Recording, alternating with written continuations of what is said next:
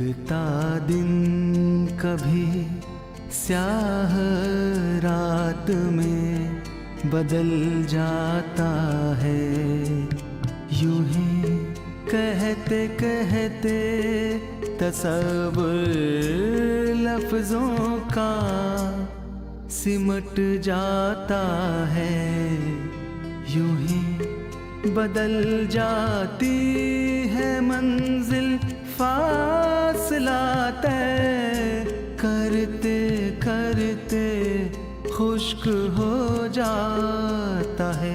चश्मे नम बेरुखी से यूं ही देखते हैं आईने में अपना अक्स, तो पूछ पड़ते हैं खुद से क्यों बदल जाती है फिजा पल भर में यूं ही। भाईजान मेरी तो समझ में नहीं आ रहा, हम रातों रात 4 लाख रुपए का इंतजाम कैसे कर पाएंगे? अमजद साहब वो तो आजमगढ़ के लिए निकल चुके हैं। हमने अपनी इन्हीं कानों से राशिद साहब की आवाज टेलीफोन पे सुनी है। मेरे इस पर्स में 25,000 रुपए हैं, शायद इससे फौरी जरूरत में कुछ मदद मिल जाए। भीख के पैसों से अब्बा जान की जिंदगी बचाने की इजाजत हम किसी को कभी नहीं दे सकते दानिश। आप इसे भीख कहें, खैरात कहें, चाहे कुछ भी कहें, मैं इसे लेकर अब्बू की जिंदगी बचाने की कोशिश करूंगा। और पिछले 2 सालों से हम घर का खर्च अपनी कमाई से चला रहे हैं। ये क्या तुम्हारी खैरात का पैसा? इनके घर वालों को खबर कर दो, इन्हें फिर से अटैक आया है।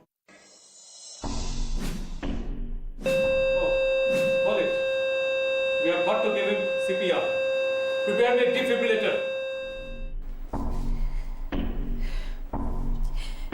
ए परवरदिगार आलम, हम गुनहगार बंदे हैं, पर तेरी उम्मीद का दामन थामे है।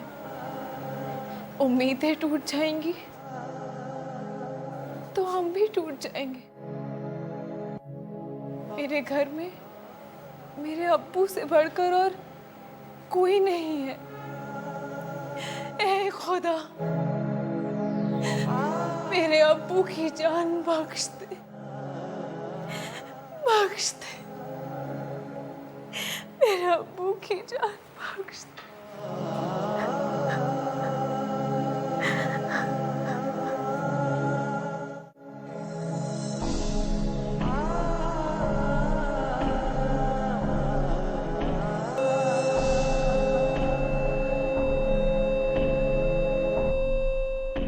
Sir, the oxygen is coming. It's of no use now. He is no more. अब कोई उम्मीद नहीं रही। Note down the time of death.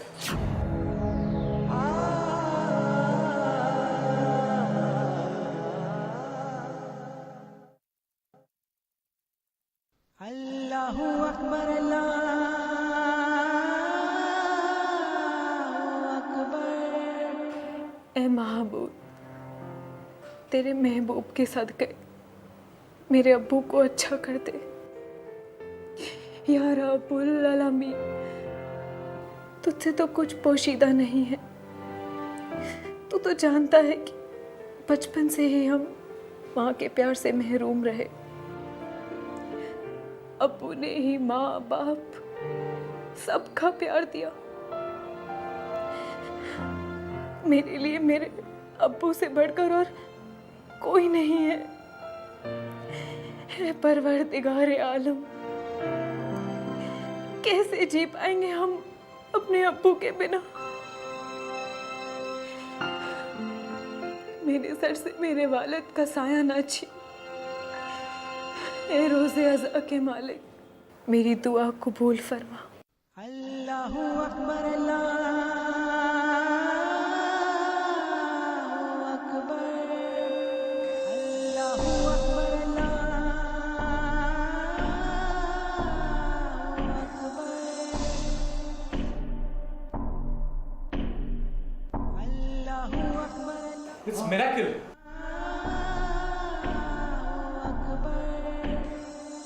Heart beat भी नॉर्मल हो रही है. He is recovering.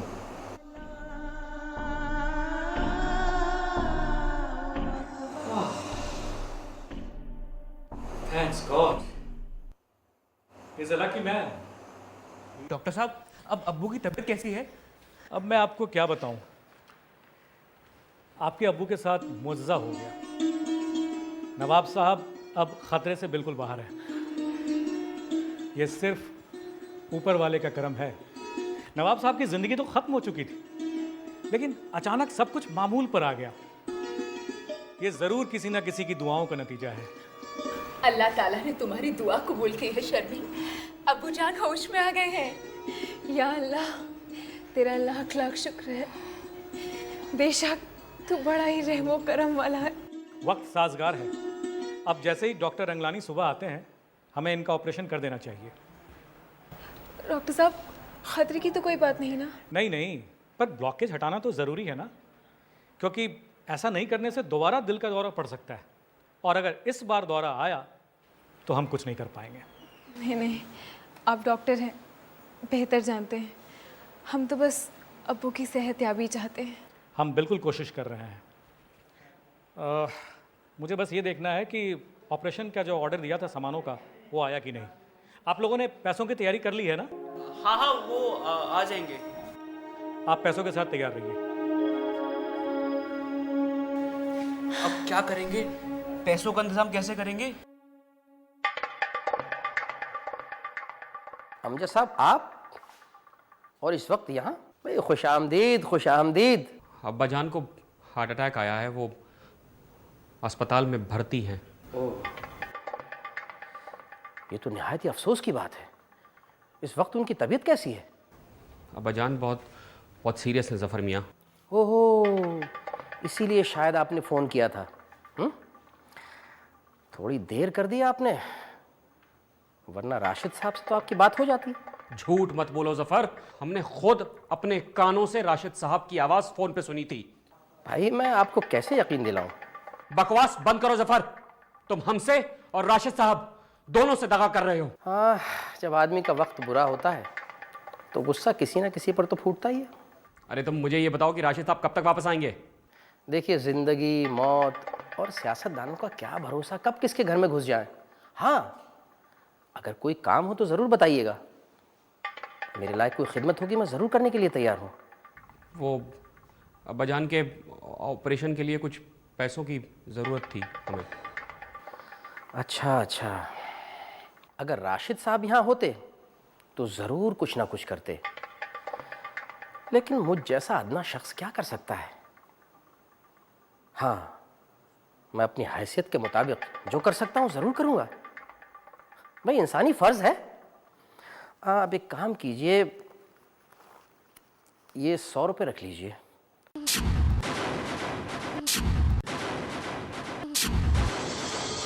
शायद इससे कोई काम चल जाए.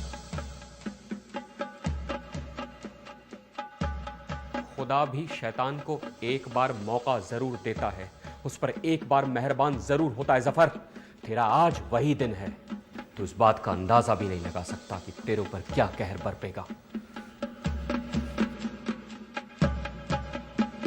बेचारा नवाब.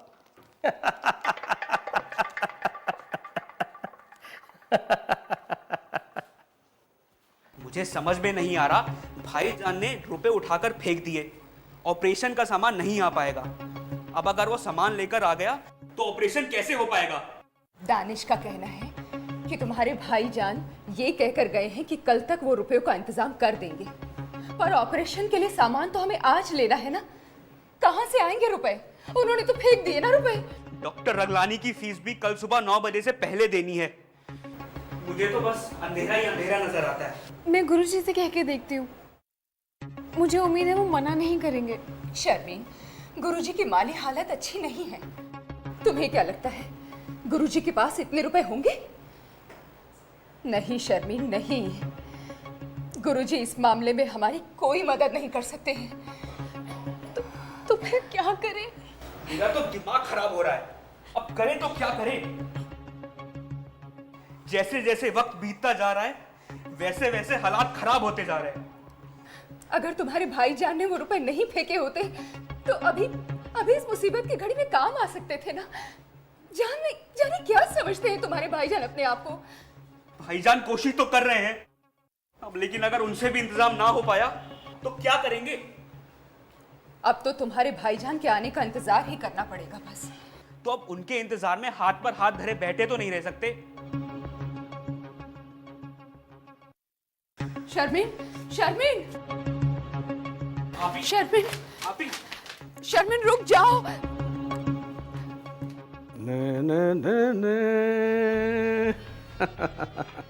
हुजूर, आज मुद्दत के बाद आपके साथ वक्त गुजारने का मौका मिला है, वरना तो महीनों आपके उस प्यादे अमजद बेग को फांसने में ही निकल गए। सच बहुत याद आई हमें आपके साथ की। क्या बात है सुल्ताना बेगम, अरे आज तुम हमें अपने हुस्न के जाल में फंसाने का इरादा है क्या, जो ऐसी नशीली बातें कर रही हो? ये तीर अपने अगले शिकार के लिए महफूज रखे। नहीं हुजूर, एक आप ही तो हैं जिसके सामने सुल्ताना अपने असली रंग में रह सकती है, वरना एक साफ गोई औरत का किरदार करते करते हम खुद को ही बर्दाश्त नहीं कर पा रहे थे। लेकिन अब जो आपके साथ वक्त गुजरेगा वो बहुत खूब गुजरेगा। जाने मन, कुर्बान जाऊं। अरे इसीलिए तो आज हम वक्त निकाल कर तुम्हारे पास खिंचे चले आए, वरना तो हमारा वो नामाकुल दामाद हमारा पीछा ही नहीं छोड़ता। खैर छोड़ो ये बेकार की बातें और जरा हमारे नजदीक तो आओ। सुल्ताना! आप यहाँ? मेरा मतलब शायद तुम ये भूल रही हो कि इस घर की एक चाबी तुमने मुझे भी दे रखी है, ये कहकर कि सरकार जो इस कनीज का है वो आपका भी तो है। लेकिन मुझे ये बिल्कुल नहीं मालूम था कि तुम तो एक खुली तिजोरी की तरह हो जिस पर कोई भी अपना हक जता सकता। नहीं हुजूर, आप गलत समझ रहे हैं। मैं तो अभी राशिद साहब से आप ही के बारे में बात कर रही थी। क्या बात कर रही थी? हाँ, यही कि नवाब अमजद बेग को कैसे अपनी उंगलियों पे नचाया, कैसे अपनी मोहब्बत के जाल में उसे फंसाया। हाँ, यही बात कर रही थी ना? आप मुझे गलत समझ रहे हैं। मैं तो बस आप ही के साथ की तलबगार हूँ। खबरदार जो तूने अपने गंदे हाथों से मुझे छुआ। जी तो चाहता है कि मैं तेरी जान ले लूं। बस मुझ पर हाथ उठाने की जुर्रत मत कीजिए। मैं कोई आपकी गुलाम नहीं हूँ जो आपको इंसान नहीं खुदा समझे। बड़े आए नवाब साहब। अरे जो इंसान अपनी बीवी को घर में कैद करके बाहर प्यार तलाशता फिरे, उसका अंजाम तो ऐसा ही होता है। नवाब साहब, चमकते हीरे तो बाजार में बहुत मिल जाएंगे, लेकिन अपना अक्स तो घर के आईने में ही दिखाई देता है। सुल्ताना बेगम, आप नाराज ना होइए, हम बात करते हैं। अमजद साहब, आप भी किन उलझनों में उलझ रहे हैं? खूबसूरत बलाओं की तो फितरत में ही होती है बेवफाई। वजह फरमाते हैं आप राशिद साहब। यहाँ बेवफाई और दगाबाजी तो सारे माहौल में है। खैर, इन जालसाजों से तो हम बाद में निपटेंगे। राशिद साहब, हम सिर्फ आपसे ये कहने आए हैं कि जिन बागात को हम आपको किराए पे देने के तैयार थे, उनको हम आधी कीमत में आपको बेचने के लिए तैयार हैं। अगर हमारे अब्बू ज़िंदगी और मौत से आज अस्पताल में लड़ ना रहे होते तो ये सब देखने और सुनने के बाद हम आपसे कभी ये सौदा न करते। हम आपको वो बागात आधी कीमत में बेच देंगे, लेकिन शर्त यह है कि हमें पैसा चाहिए, अभी और नकद। बोलिए, मंजूर है सौदा? तो आप ये कहना चाहते हैं कि नवाब साहब की हालत नाजुक है और उनके इलाज के लिए आपको फौरन बहुत रुपया चाहिए? जी। और अगर ये रुपया आपको नहीं मिला तो क्या मतलब? नवाब साहब का इंतकाल हो गया तो अब्बा हुजूर का इंतकाल हो जाए? अरे छोड़ो सब बातें, अब बात सामने आई ही गई है तो फिर खुल के क्यों ना बात की जाए। नवाब साहब अगर दुनिया में नहीं रहे तो मिर्जागंज के नए नवाब आप होंगे। इससे आपको सियासती फायदे मिलेंगे, आपका सियासती रुतबा बढ़ेगा। देख लीजिए, सोच लीजिए, एक तरफ सियासती फायदे और एक तरफ ये अपने हुस्न के जलवे आपके लिए बिखेरती रहेगी। हाँ, और फिर आपको रोजमर्रा की परेशानी का सामना भी नहीं करना पड़ेगा। बिल्कुल। बखुदा, अगर आज हमारे अब्बू अस्पताल में दाखिल ना होते, अगर हमारे हाथ बंधे ना होते, तो कसम खुदा की मैं अपनी इन्हीं हाथों से तुम दोनों की कत्ल कर देता। राशिद साहब, कहीं आपको यह गुमान तो नहीं कि मैं आपकी असलियत से वाकिफ नहीं, कि कैसे आपने सरकारी पैसे को अपने निजी फायदे के लिए इस्तेमाल किया। मैं चाहूंगा पुलिस स्टेशन आपकी एक काम करूं तो वहां बयान करूंगा, और मैं अभी जाऊंगा। यूं तो हर एक ने हमें बर्बाद करना चाहा, जिनको मौका नहीं मिला वो दोस्त बनकर।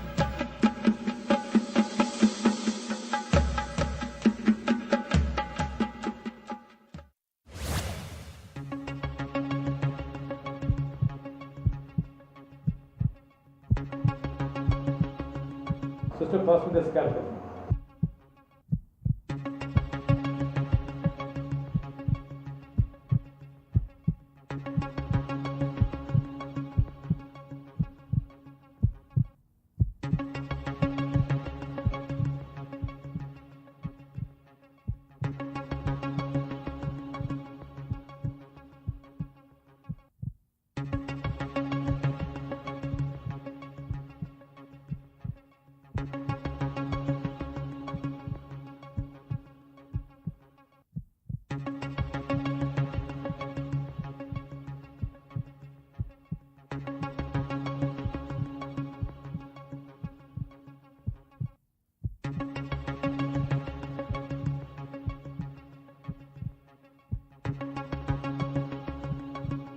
Wipe the sweat off.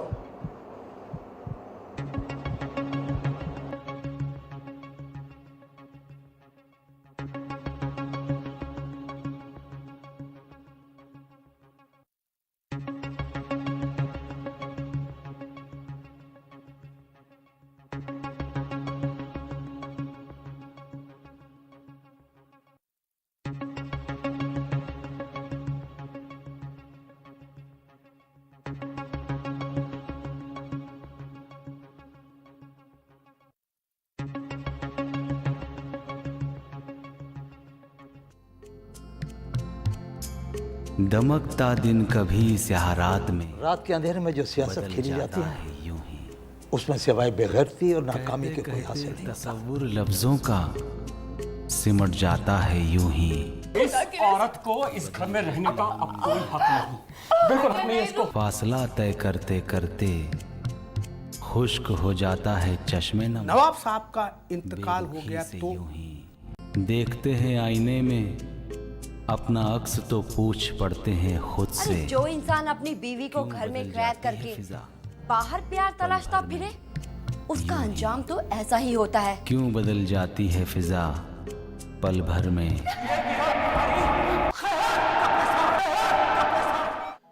बदल जाती है इस मनहूस घड़ी के जिम्मेदार तो बस हम ही हैं। भाईजान, शर्मिन, मुझे माफ कर दो। हमारी झूठी शान, हमारे खोखले उसूल, हमारा खिलाफ अक्ल बर्ताव, हमारा खोखला वजूद सब मिलके खा गए अब्बू को। नहीं मुझे माफ कर दो शर्मिन, मैं अपने अब्बू हजूर को बचा नहीं पाया। अब्बा जान का ऑपरेशन हो गया है।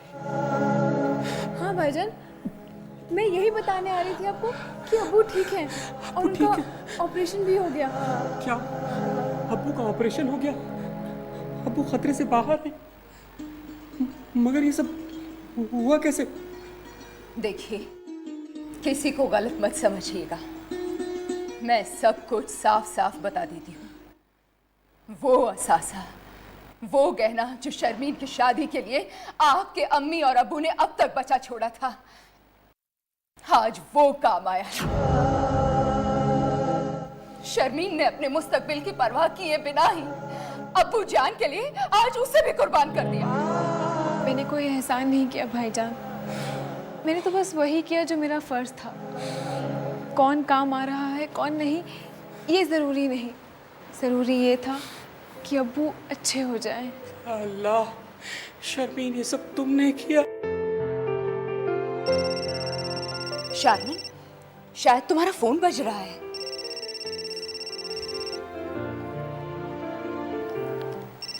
फरहान जी, फरहान। हेलो शर्मिन। शर्मिन, अब आपके अब्बू कैसे हैं? जी, अल्लाह का लाख लाख शुक्र है कि अब्बू जान ठीक हैं। जी शुक्रिया, इस मुश्किल घड़ी में आपका बहुत सहारा रहा। क्यों शर्मिंदा कर रही हैं शर्मिन? ऐसे वक्त पर अगर मैं आपके काम ना आया तो? जी फरहान, आपसे एक गुजारिश है, आप गुरुजी से कहिएगा कि हमने रक्स छोड़ दिया है। क्या? और ये कि हम आज के बाद कभी रक्स नहीं करेंगे। ये आप क्या कह रही हैं शर्मिन? आप रक्स छोड़ रही हैं? और माफ कीजिएगा, आज के बाद आपसे भी मिलना मुनासिब ना होगा।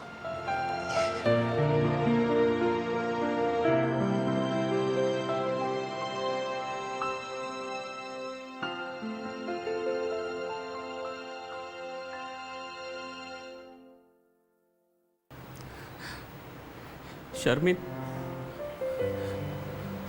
बट दुनिया का कोई शौक, दुनिया की कोई भी चीज़ मुझे आपसे और अब्बू से ज़्यादा अजीज़ नहीं है।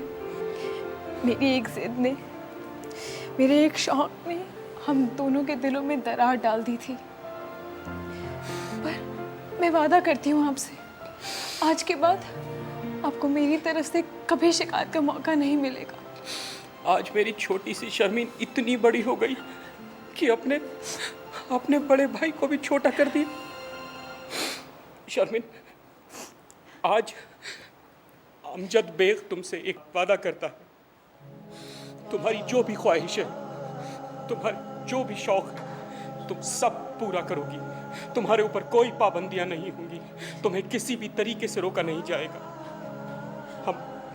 हम सब साथ मिलके रहेंगे, खुशी से रहेंगे और जिंदगी की बागडोर अपने हाथों में संभालेंगे।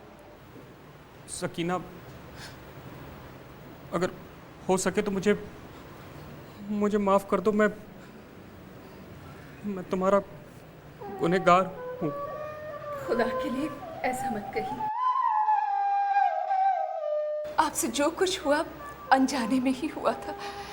भाईजान, अबूजान को होश आ गया है, आपसे मिलना चाहते हैं। चलो। शर्मीन, फरहान कौन है? जी कोई नहीं। भाई कभी हमें भी मिलवाओ।